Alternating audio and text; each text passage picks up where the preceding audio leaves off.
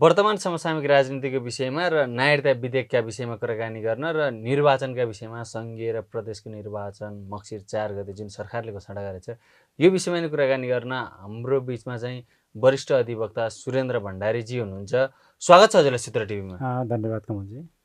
सर्वप्रथम नागरिकता विधेयककै विषयमा कुरा गरौँ। हजुर। प्रतिनिधि सभा र राष्ट्रिय सभाले नागरिकता विधेयक पास गरेर राष्ट्रपति समक्ष प्रस्तुत गर्यो र राष्ट्रपतिले केही समय लिएर फेरि छलफलका लागि भनेर प्रतिनिधि सभामा फिर्ता पठाउनु भयो र त्यसपछि फेरि प्रतिनिधि सभाले हुबहु जस्ताको त्यस्तै उसले जसरी पठायो, जबकि राष्ट्रपतिको सन्देशका विषयमा त्यहाँ छलफल पनि भएन। यो विषयलाई तपाईँले कसरी हेर्नुभएको छ? कमलजी, राम्रो प्रश्न राखिदिनु भयो, धन्यवाद। सबभन्दा पहिला त राष्ट्रपतिको सन्देश के हो, त्यसको संवैधानिक महत्त्व के हुन्छ र राष्ट्रपतिले सन्देश दिइसके पछाडि संसदको भूमिका के हुन्छ, सरकारको भूमिका के हुन्छ भन्ने नै अहिलेको अहम प्रश्न हो।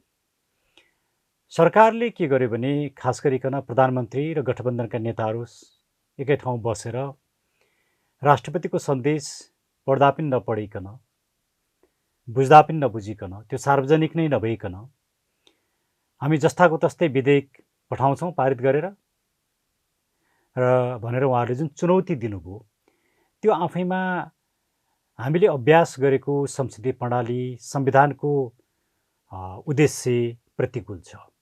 त्यसले राष्ट्रपतिमाथि एक किसिमले धावा बोल्ने काम गर्यो, त्यो संस्थाप्रति अनादर गर्ने काम गर्यो र संस्थाको मर्यादा राखेन। जबकि संसदीय शासन प्रणालीमा हेड अफ द स्टेटले गरेको काम, त्यो हेड अफ द स्टेट राजा हुन् कि राष्ट्रपति हुन्, हिजो राजा हुँदा पनि त्यही हुन्थ्यो, अहिले राष्ट्रपति हुँदा पनि त्यही हो। हेड अफ द स्टेटले गरेको कामको जिम्मेवारी चाहिँ प्रधानमन्त्रीले लिनुपर्छ। हेड अफ द स्टेटले गरेका प्रत्येक कामको जिम्मेवारी, रिस्पोन्सिबिलिटी, उत्तरदायित्व प्रधानमन्त्रीको हुन्छ। त्यो राम्रा काम हुन्, नराम्रा काम हुन्, आफूलाई चित्त बुझेका हुन्, चित्त नबुझेका हुन्, मेरो चित्त बुझाइ थिएन भन्न प्रधानमन्त्रीले भन्न पाउँदैनन्। त्यसले संसदीय प्रणालीको एउटा ब्युटी र अप्ठ्यारो पनि के हो भने आफू प्रधानमन्त्री हुनु भनेको चाहिँ राष्ट्राध्यक्षले गरेका आफूलाई चित्त नबुझ्ने कुरा पनि आफूले त्यसलाई बोक्नुपर्छ, त्यसको जस्टिफिकेसन दिनुपर्छ, त्यसमा सहमत हुनुपर्छ, त्यो आफैले गरेको सर ठान्नुपर्छ। तर प्रधानमन्त्री देउबा र गठबन्धनले राष्ट्रपतिको सन्देशको विपरीत जुन किसिमका वक्तव्यहरू या सार्वजनिक रूपमा आफ्ना सन्देशहरू दियो त्यो चाहिँ एकदमै गलत छ भन्ने मेरो पहिलो अब्जर्भेसन। दोस्रो अब्जर्भेसन, राष्ट्रपतिले दिनुभएको सन्देश चाहिँ संविधानको धारा 113 को 3 बमोजिमको, यो अर्थात् संविधान सम्मत छ, राष्ट्रपतिलाई त्यो अधिकार छ। राष्ट्रपतिले सन्देश दिइसके पछाडि त्यो सन्देश प्रधानमन्त्रीलाई पनि दिएको होइन, कुनै दललाई दिएको होइन, गठबन्धनलाई पनि दिएको होइन, त्यो संसदलाई दिएको हो। र त्यो संसदमा प्रस्तुत हुँदाखेरि सबभन्दा पहिला त सभामुखले पढेर सुनाउनु पर्छ। उहाँले पढेर सुनाउनु भयो, त्यसलाई सार्वजनिकरण गरेको भनिन्छ, सार्वजनिक हुन्छ र राष्ट्रपतिलाई धन्यवाद दिनुपर्छ। त्यो आधारभूत शिष्टाचार हो, संवैधानिक एउटा परम्परा या पार्लियामेन्ट्री फर्म अफ डेमोक्रेसीको आधारभूत शिष्टाचार हो। तर सभामुखले धन्यवाद समेत पनि दिनु भएन। उहाँले जसरी पढिरहनु भएको थियो त्यो एउटा खिसी टेउरी गर्ने किसिमले, राष्ट्रपतिमाथि अनादर गर्ने किसिमले भइरहेको थियो। भने त्यसरी अब सन्देश आएर सार्वजनिक गरिसके पछाडि, सांसदहरूलाई सुनाइसके पछाडि संसदहरूलाई त्यो सन्देश पढ्न, बुझ्न र त्यसमा छलफल गर्नको लागि समय दिनुपर्छ।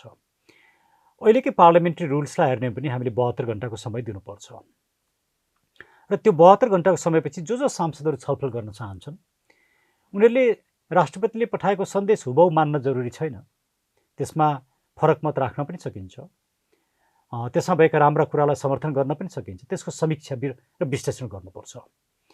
त्यो समीक्षा र विश्लेषण गरिसके पछाडि त्यसको गम्भीरतालाई, त्यहाँ कस्तो कुराहरू उठाइएको छ, अब सामान्य कुरा उठाइएको छ भने त्यसले त्यति गम्भीर धेरै समय लिँदैन।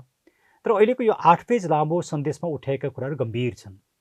नागरिकताको इतिहासदेखि लिएर नागरिकताका सम्पूर्ण कानुनी व्यवस्थादेखि लिएर अहिलेका समस्या र त्यसको समाधानका कुराहरू उठाइएका छन्। तर यस्तो गम्भीर विषयमा सांसदहरूले आफ्ना धारणाहरू लिखित रूपमा राखेर छलफल गरेर अनि त्यो सन्देशको विषयमा एउटा निष्कर्षमा पुग्नुपर्छ। पहिला यो सन्देशका यति कुराहरू चाहिँ हाम्रो सहमति छ, यति कुरामा असहमति छ, अनि त्यो सहित राष्ट्रपतिलाई त्यो सन्देशको विषयमा पार्लियामेन्टले आफ्नो धारणा राखिसके पछाडि राष्ट्रपतिलाई लिखित रूपमा पठाइसके पछाडि अनि त्यो विधेयकको बारेमा अनि छलफल सुरु हुन्छ। प्रतिनिधि सभा र राष्ट्रिय सभाबाट जुन विधेयक पास भएर राष्ट्रपति समक्ष प्रस्तुत भइसक्यो केही समयपछि केही दिनपछि तपाईँहरूको पनि राष्ट्रपतिसँग भेटघाट भयो। त्यो भेटघाट छलफलमा चाहिँ कस्ता कुराहरू भयो? म त्यसमा आउँछु। म पहिला यही कुरा सिद्ध्याउँ। त्यसले पार्लियामेन्टले राष्ट्रपतिको सन्देशलाई महत्त्व दिएन, यसको संवैधानिक गरिमालाई बुझ्ने काम गरेन या बुझ्न सकेन या बुझ्न चाहेन। अझ त्योभन्दा नि महत्त्वपूर्ण कुरा त के छ भने हाम्रा सांसद र राजनीतिक दलका नेताहरूले त्यो सन्देश सभामुखले प्रतिनिधि सभामा पढेर सुनाउनुभन्दा अगाडि नै पढ्दै नपढी बुझ्दै नबुझिकन राष्ट्रपतिप्रति आलोचना गर्ने, तिक्तता व्यक्त गर्ने, प्रतिशोधपूर्ण कुराहरू गर्ने काम गर्नुभयो।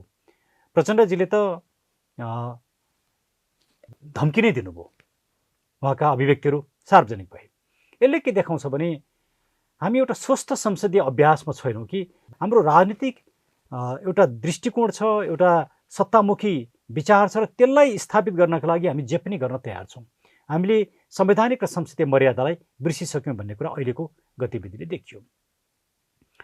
अब यो कन्टेक्स्टमा म तपाईँको प्रश्नमा आउँछु कमलजी। यो कन्टेक्स्टमा अहिले पनि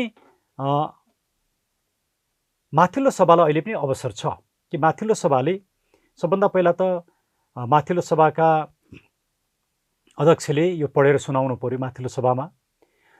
त्यस पछाडि यसलाई सार्वजनिक गर्नु पर्यो, सबै नागरिकहरूको पहुँचमा राखिदिनु पर्यो, वेब पेजमा राखिदिनु पर्यो। त्यसरी 72 घन्टाको समय दिएर सांसदहरूलाई यो सन्देशको विषयमा छलफल गर्ने मौका दिनु पर्यो। त्यो सन्देशमाथि छलफल भइसकेपछि राष्ट्रपतिलाई धन्यवादसहित आफ्नो धारणा दिनु पर्यो। त्यो धारणा दिइसके पछाडि अनि विधेयकको बारेमा अनि छलफल हुनु पर्यो र त्यो विधेयक समितिमा पठाउने हो कि समितिमा नपठाए छलफल गर्ने हो कि के हो, त्यो विषय निर्क्युलमा पुग्नु पर्यो। र मेरो विचारमा समितिमा पठाउनु उपयुक्त हुन्छ। तर यी सम्पूर्ण कामहरू नभएको कारणले गर्दाखेरि एउटा संवैधानिक रूपमा संविधानमाथि नै आक्रमण गर्ने काम, पार्लियामेन्ट्री सिस्टममाथि आक्रमण गर्ने काम, प्रक्रियामाथि आक्रमण गर्ने काम र राष्ट्रपतिलाई निचो देखाउने, त्यो संस्थालाई नै कमजोर बनाउने र त्यसको गरिमा र महत्त्वलाई होच्याउने काम अहिलेको नेतृत्वगणबाट र पार्लियामेन्टबाट भयो, जुन दुःखद छ। अब म तपाईँको प्रश्नमा आउँछु।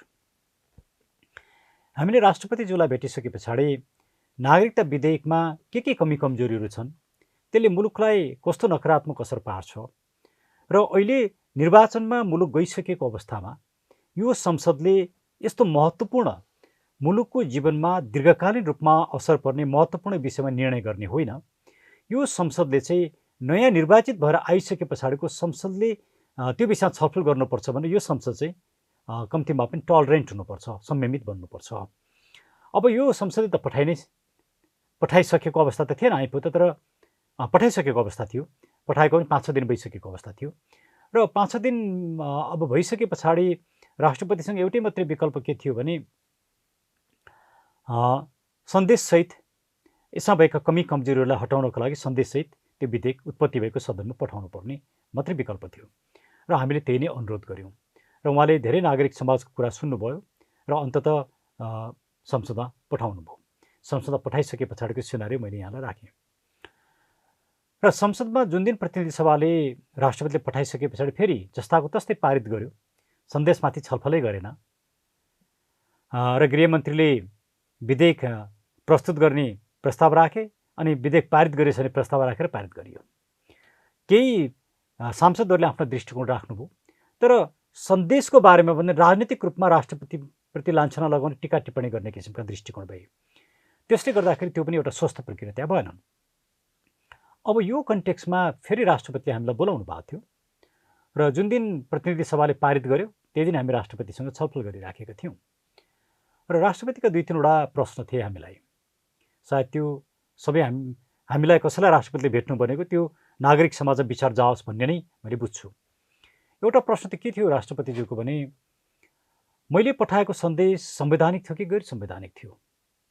यदि संवैधानिक थियो भने जुन किसिमको आलोचना प्रत्यालोचना ममाथि भइराखेको छ त्यसलाई कसरी बुझ्ने, एउटा प्रश्न यो थियो। दोस्रो प्रश्न, अब फेरि जस्ताको तस्तै या संशोधनसहित पारित भएर आयो भने त्यसमा मेरो भूमिका, संवैधानिक भूमिका के हुन्छ, मैले के गर्नुपर्छ? दोस्रो प्रश्न यो थियो। तेस्रो प्रश्न, राष्ट्रपतिले पठाएको सन्देशको अर्थ के हुन्छ, त्यसको महत्त्व के हुन्छ, हाम्रो संविधानले के भन्छ, पार्टीले कस्तो प्रक्रिया अपनाउनु पर्छ, मूलतः यी प्रश्नहरू राष्ट्रपतिज्यूले हामीलाई सोध्नु भएको थियो। र हामीले के भन्यौँ भने सबभन्दा पहिला त हाम्रोमा राष्ट्रपतिले सन्देशसहित विधेयक फिर्ता पठाउने चलनै एकदमै कम छ। यो बहुतै रेयर अवस्थामा मात्रै यो गरिन्छ, यो सधैँ गर्ने विषय होइन।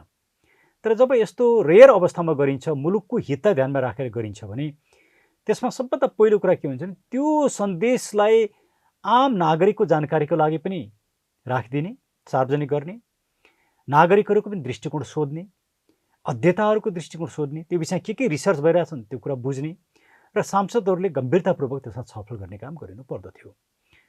र यो काम गरिएन, बरु पढ्दै नपढिकन आलोचना गर्ने काम गर्यो। त्यसैले राष्ट्रपतिको त्यो संस्था र राष्ट्रपतिको सन्देशको महत्त्व जुन किसिमले बुझिएन, त्यसले एउटा संवैधानिक सङ्कट निम्त्यायो। राष्ट्रपतिले विधेयकमाथि सुझाव सहित जुन प्रतिनिधि सभामा जुन फेरि फिर्ता पठाउनु भयो, यो चाहिँ संवैधानिक थियो? यो संवैधानिक थियो, किनभने धारा 113 को 3 ले राष्ट्रपतिलाई संसदमा उत्पत्ति भएको सदनमा पठाउने अधिकार दिन्छ। यदि संसदले राष्ट्रपतिले फिर्ता नगरून् भन्ने चाहन्थ्यो भने त्यस्तो विधेयकलाई अर्थ विधेयकको रूपमा पठाउनुपर्छ।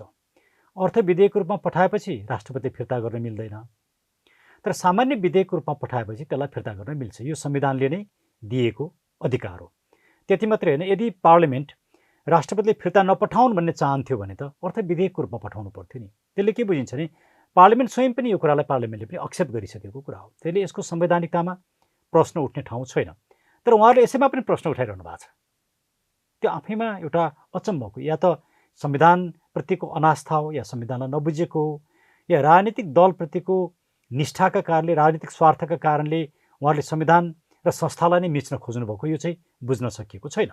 प्रतिनिधि सभा र राष्ट्रिय सभाले पारित गरिसकेपछि राष्ट्रपति समक्ष जुन विधेयक जान्छ त्यो 15 दिनभित्रमा या राष्ट्रपतिले पारित गर्नुपर्छ या त फेरि उत्पत्ति भएकै सदनमा फिर्ता पठाउने जुन प्रावधान छ त्यो एकचोटि त भइसक्यो। अब फेरि पुनः प्रमाणीकरणको लागि राष्ट्रपति समक्ष जाँदै गर्दाखेरि राष्ट्रपतिसँग अबका बाटा के छन्? एकदमै राम्रो प्रश्न राख्नुभयो। अब राष्ट्रपतिसँग 3टा बाटो छन्, 3-4वटा बाटो छन् भनौँ न। एउटा बाटो त के हो भने राजनीतिक दलका नेताहरूसँग, प्रधानमन्त्रीसँग, गृहमन्त्रीसँग छलफल गरेर, कानुन मन्त्रीसँग छलफल गरेर, राष्ट्रिय सभाका सभामुखसँग पनि छलफल गरेर यो विषयमा तपाईहरु गम्भीरतापूर्वक छलफल गर्नुहोस्, समितिमा पनि छलफल गर्नुहोस्, नागरिकका विचारहरू पनि बुझिदिनुहोस् र हतारो नगर्नुहोस् भनेर उहाँहरूलाई एउटा रिक्वेस्ट गर्ने राष्ट्रपतिले। तर यो विषय रिक्वेस्ट गरिरहनुपर्ने विषय यो बुझ्नुपर्ने विषय हो, यो अनरिस्ट्रिक्टेड कुरा, यो गर्नुपर्छ। त्यसले एउटा विकल्प राष्ट्रिय सभाका अध्यक्षले यसलाई सार्वजनिक गर्ने, राष्ट्रपतिलाई धन्यवाद दिने र आम नागरिकको मत पनि माग्ने र संसदभित्र पनि व्यापक छलफल गरेर संसदीय समितिमा पठाएर छलफल गर्ने र यो पारित गर्न हतार नगर्ने एउटा विकल्प थियो। अब पारित गरेरै पठाउनु भयो भने संविधानले त 15 दिनभित्र प्रमाणीकरण गर्ने छ भन्ने भाषा राखेको छ। म तपाईँलाई पढेरै सुनाइदिएँ, यो भाषा आदरार्थी भाषा छैन। पुनः पेश गरेमा त्यसरी पेश भएको 15 दिनभित्र राष्ट्रपतिले प्रमाणीकरण गर्नेछ भन्ने छ। मान्छे राष्ट्रपतिसँग विकल्प छैन, गर्नै पर्यो। संविधानको व्यवस्था यो हो। तर अब प्रश्न के उठ्छ भने एकछिन मानौँ यो 15 दिनभित्र राष्ट्रपतिले प्रमाणीकरण गर्नु भएन, यो संविधानको उल्लङ्घन हो कि होइन? या 16 दिनमा प्रमाणीकरण गर्न पाइन्छ कि पाइँदैन? मान्नुहोस् 16 दिनमा राष्ट्रपतिले प्रमाणीकरण गरिदिनु भयो, यो अब अवैधानिक हुन्छ कि हुँदैन? 15 दिनभित्र गर्नुपर्ने, नगरेमा चाहिँ गर्नै नपाइने भन्ने हो कि के हो त? यो एउटा प्रश्न। दोस्रो प्रश्न, मान्नुहोस् यो 15 दिनभित्र गर्नुपर्ने, राष्ट्रपति बिमारी हुनुभयो, एकछिन मान्नुहोस्, किन विभिन्न अवस्थाहरू त आउँछन् नि, र बिमारी भएको कारणले राष्ट्रपतिले गर्न सक्नु भएन। अब 20 दिन भयो, 20 दिनमा राष्ट्रपति ठिक हुनुभयो, अब 20 दिनमा गर्ने विचार गर्नुभयो, गर्न पाउने कि नपाउने? दोस्रो प्रश्न। तेस्रो प्रश्न, तेस्रो पक्ष, 15 दिन बित्यो, 16 दिन लाग्यो, राष्ट्रपतिले राजीनामा दिइदिनु भयो, मान्नुहोस्। अब राष्ट्रपतिले राजीनामा दिएपछि 15 दिन पछाडि राष्ट्रपति अब को हुन्छ? राष्ट्रपतिले राजीनामा दिएपछि उपराष्ट्रपति राष्ट्रपति हुन्छन्। अब उपराष्ट्रपतिले 15 दिन पछाडि प्रमाणीकरण गर्न पाउने कि नपाउने? यदि पाउने हो भने उपराष्ट्रपतिले 15 दिन पछाडि प्रमाणीकरण गर्न पाउने हो भने त्यो 16 दिनमा होला, 20 दिनमा होला, 50 दिनमा होला। राष्ट्रपतिले पनि त 50 दिनमा प्रमाणीकरण गर्न पाउने कुरा बुझ्नु पर्यो नि। अब राष्ट्रपति राजीनामा दिइसके पछाडि आउने राष्ट्रपतिले, राष्ट्रपति भएर आउनेले 15 दिन पछाडि प्रमाणीकरण गर्न नपाउने हो भने यो विधेयक त 15 दिन पछाडि निष्क्रिय हुने भयो। 15 दिन पछाडि विधेयक निष्क्रिय हुन्छ भन्ने कहीँ लेखिएको छैन। फेरि यस्ता गम्भीर क्वेसनहरू छन्। तपाईँलाई म भनौँ 2054 सालमा संसदको विघटनको सिफारिस राजाकामा पुग्यो र त्यस पछाडि सँगसँगै 96 जना सांसदहरूले राजाकामा संसदको अधिवेशन चालु होस् र हामी प्रधानमन्त्री विरुद्धमा हाम्रो अविश्वासको प्रस्ताव छ भनेर समावेदन पठाए। अब प्रश्न उठ्यो कि प्रधानमन्त्रीले पहिला विघटनको लागि सिफारिस गरेका थिए, त्योभन्दा पछाडि समावेदन गएको थियो। यी दुईटा मध्ये कुनले मान्यता पाउने? अदालतले के बोल्छ भने प्रधानमन्त्रीको सिफारिस पहिला हुँदाहुँदै पनि संविधानको यस्ता गम्भीर विषयमा समय सीमा, टाइम लिमिटले काम गर्दैन भनेर बोलेको छ। अब त्यो सिद्धान्त यहाँ अप्लाई हुने कि नहुने? नागरिकता विधेयककै विषयमा 2057 सालमा पनि जुन किसिमको यही विवादहरू आउँदै गर्दा राजाले चाहिँ अदालत मार्फत जुन सुझावहरू लिएको भन्ने कुरा जुन आउँछ, अहिले चाहिँ यो सुझाव लिने जुन प्रक्रिया छ, अदालतसँग सुझाव लिने प्रक्रिया नै संविधानमा छैन भन्ने, यो नराख्नुको कारण के हो जस्तो लाग्छ? अब सामान्यतया कस्तो हुन्छ भने यो चाहिँ प्रेसिडेन्सियल टाइप अफ सिस्टममा हेड अफ द स्टेटले अदालतसँग ओपिनियन माग्दैनन्। धेरै पार्लियामेन्ट्री फर्म अफ डेमोक्रेसीमा पनि मागिँदैन, तर इन्डियामा यो प्र्याक्टिस छ, माग्ने प्र्याक्टिस छ। नेपालमा पनि यो प्र्याक्टिस थियो। यो किन गरिएको भने यस्तै अप्ठ्याराहरू आउँछन् र त्यो अप्ठ्याराहरू आउँदाखेरि त्यसको समाधान कसरी गर्ने त? संविधानको व्याख्या गर्ने अन्तिम अधिकार त सर्वोच्च अदालतलाई हुन्छ। त्यो अन्तिम व्याख्या राष्ट्रपतिले पनि गर्ने होइन, प्रधानमन्त्रीले पनि होइन, कसैले पनि होइन। त्यो अन्तिम व्याख्यातालाई सोधौँ, त्यसले चाहिँ संविधान र डेमोक्रेसीलाई मजबुत बनाउँछ भन्ने उद्देश्यले राखिएको हो। तर अहिले किन हटाइयो भने हिजो राजाकामा यो अधिकार दिँदाखेरि राजाले नागरिकता विधेयक पास गर्दैनन्। वास्तवमा समस्या यहीँनिर थियो। त्यसैले भोलि पनि यस्तो भयो भने अप्ठ्यारो हुन्छ भन्ने आधारमा एउटा सहज बाटो खोज्ने नाममा यो व्यवस्था, यो प्रावधानलाई हटाइयो। त्यसले नेताहरूलाई त सहज भयो होला, तर मुलुकलाई अप्ठ्यारो भयो।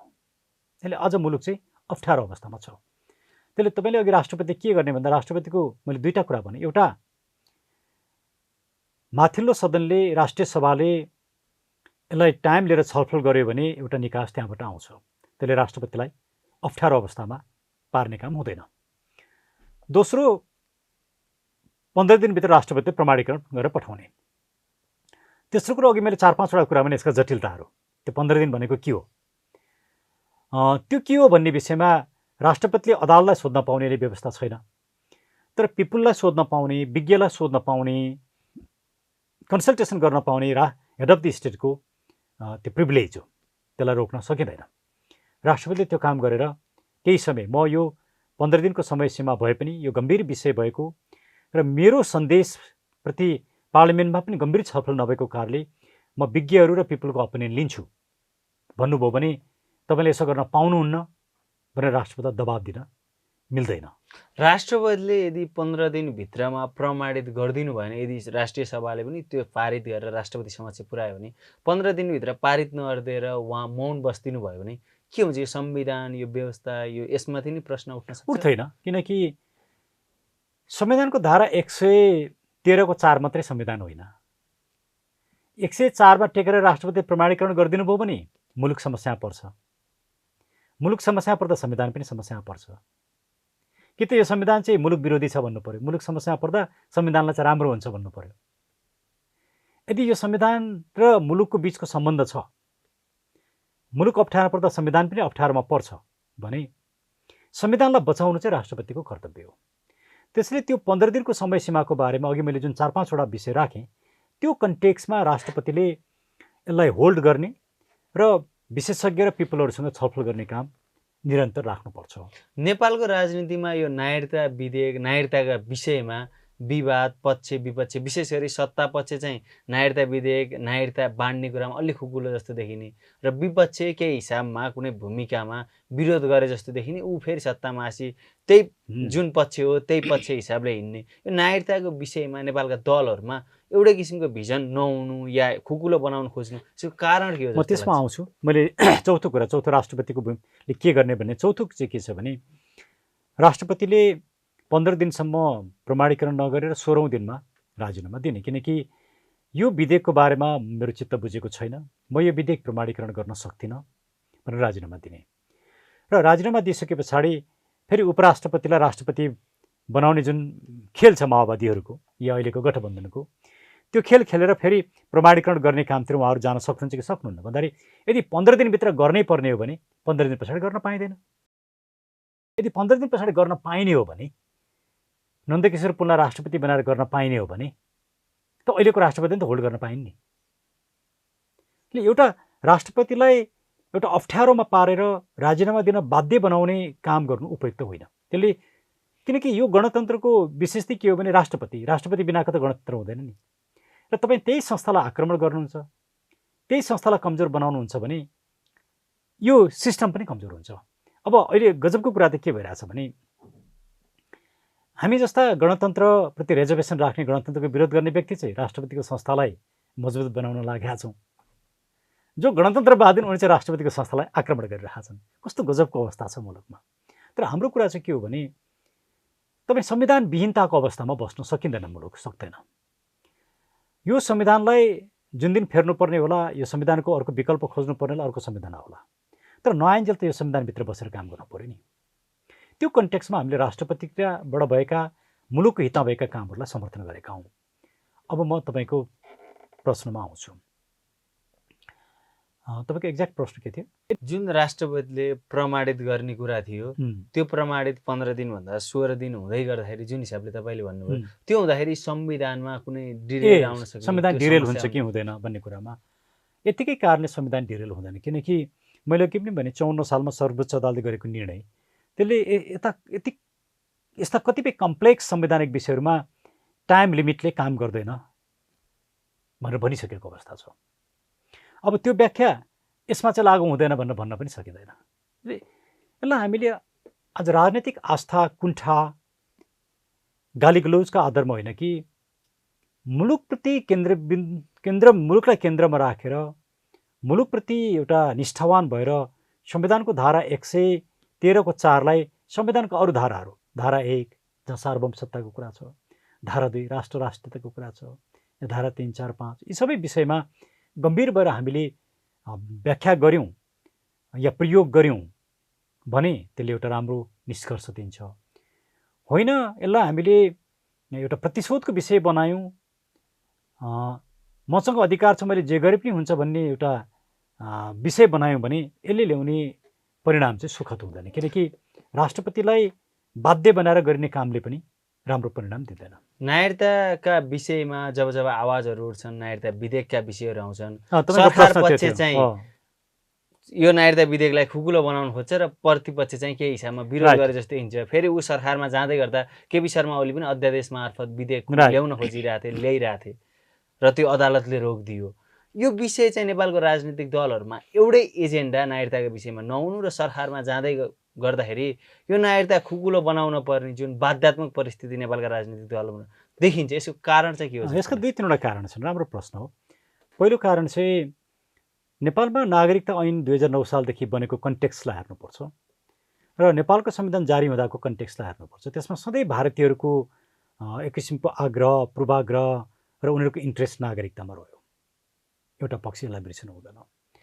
दोस्रो पक्ष अहिले पनि प्रचण्डजी भारतमा गइसके पछाडि, भारत भ्रमण पछाडि उहाँहरूले नेपाली नागरिकसँग विवाह गर्ने विदेशी महिलाको हकमा 7 वर्ष बसोबास गरेको हुनुपर्छ भन्ने जुन सहमति थियो त्यसमा अडान नलिने भन्ने जुन निष्कर्षमा पुग्नुभयो त्यसले पनि भारतले कसरी इन्फ्लुएन्स गर्छ र प्रचण्डजी भारतबाट कसरी इन्फ्लुएन्स हुनुभयो भन्ने कुरा देखाउँछ। दोस्रो तेस्रो अहिले हेर्नुहोस् नागरिकता र यो सेतीको हाइड्रोको प्रोजेक्ट जुन छ अहिले इन्डियन कम्पनीसँग एउटा 750 को अर्को 450 जस्तो लाग्छ उहाँहरूले एमओयू गर्नुभएको छ।